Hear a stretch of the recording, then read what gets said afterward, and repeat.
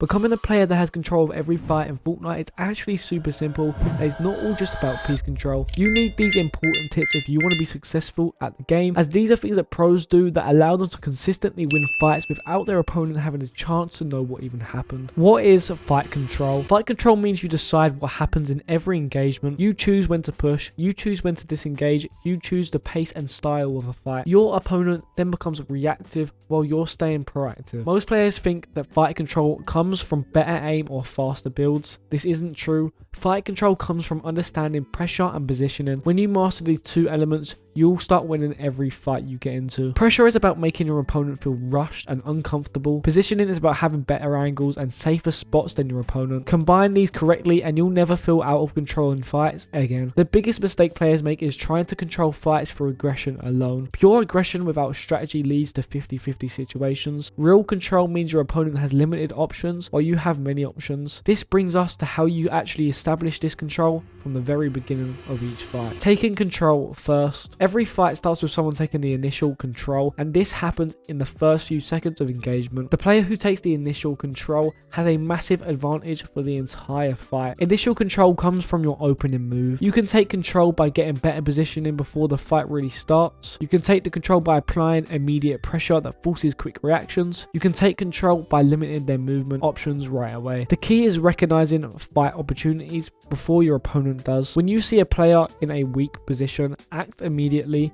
Don't give them the time to improve their situation. Fast decision making in these moments wins fights. Position yourself so you have multiple options while they only have a few options. If you can edit in 3 directions but they can only edit in 1 direction, you have control of the fight. If you have high ground and a lot of piece control, you control the fight. Once you've established this initial advantage, the next step is maintaining it through consistent pressure. Once you have initial control, you need to maintain pressure throughout the fight. Pressure keeps your opponent reactive. The moment you stop applying pressure, they can take control away from you. Pressure doesn't mean constant attacking. Smart pressure means making your opponent feel like they're always in danger. Sometimes this means taking shots. Sometimes this means taking their wall. Sometimes this means positioning from better angles. The timing of your pressure matters more than intensity. Applying pressure when they're healing. Applying pressure when they're trying to rotate, applying pressure when they're making mistakes. Don't apply pressure when they're ready for you. Vary your pressure patterns so opponents can't predict your moves. If you always push immediately after taking a wall, good players will expect this. Mix up your timing to keep them guessing. While you're applying the same pressure, you also need to think about how you're limiting their movement options. Controlling space. Space control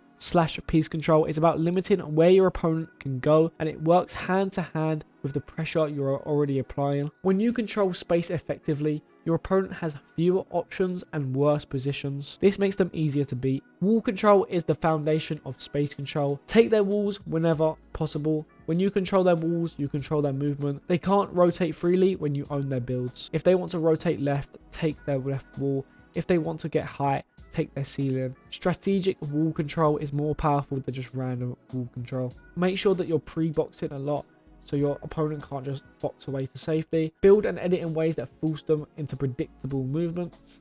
And when they have moved predictably, you can prepare for their next action, or you can just end the fight straight away. Setting the pace. Fight pace is how fast or slow the action happens, and the player who controls the pace controls the fight. You want to fight at the pace that gives you the biggest advantage. If you have better mechanics, speed up the fight. Fast-paced fights favor players with superior building and editing skills. Make sure to push up the pace when you're confident in your technical abilities. If you have better game sense, slow down the fight. Slower fights give you more time to make smart decisions. Control the pace when you want to outthink your opponent rather than just try and outplay them mechanically. Most players fight at whatever pace their opponent sets. This is a mistake.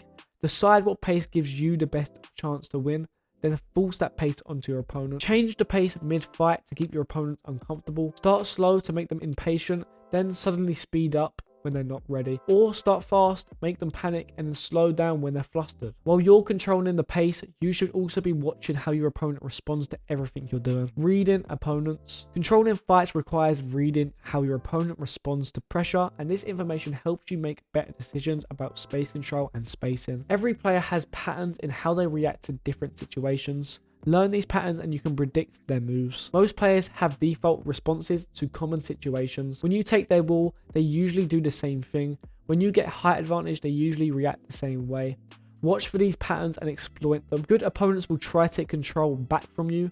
Recognize when this is happening and adjust your strategy. Don't let them flip the script on you, and make sure you stay reactive when they try to. Some players panic under pressure and make mistakes. Other players stay calm and look for opportunities to counter-attack. Identify which type of player you're fighting against and adjust your approach accordingly. As you develop these opponent reading skills, you will want to avoid common mistakes that cause players to lose control. Avoiding mistakes. Players make predictable mistakes when trying to control fights, and these mistakes can instantly flip control to your opponent. First mistake is overcommitting to bad positions. Just because you have control doesn't mean you should push every advantage. Sometimes maintaining control is better than pushing for eliminations. Second mistake is applying pressure at wrong times.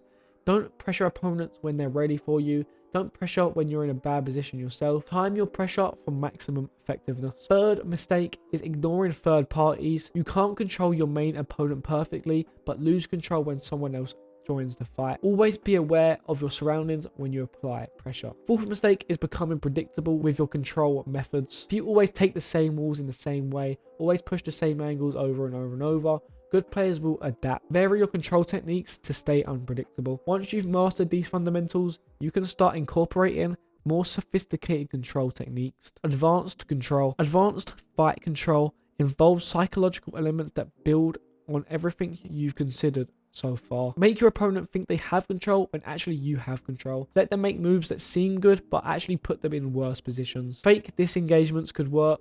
Maybe just sitting in the box and waiting for your opponent to get impatient. And make sure to use sound and visual cues to manipulate your opponent's decisions. Make noise in one direction while positioning in another direction. Show yourself briefly to make them focus on the wrong angle. Practice methods. Fight control is a skill that improves with deliberate practice, and you need to practice each element we've discussed. You need to practice taking initial control, maintaining pressure, and reading the opponent. Each element requires specific training. The best way to practice all of this is either in real games, tournaments, or just playing a lot of 1v1 realistics. And when you're playing any of these, make sure to review your gameplay and identify moments when you lost control. Figure out what went wrong and how you could have maintained control.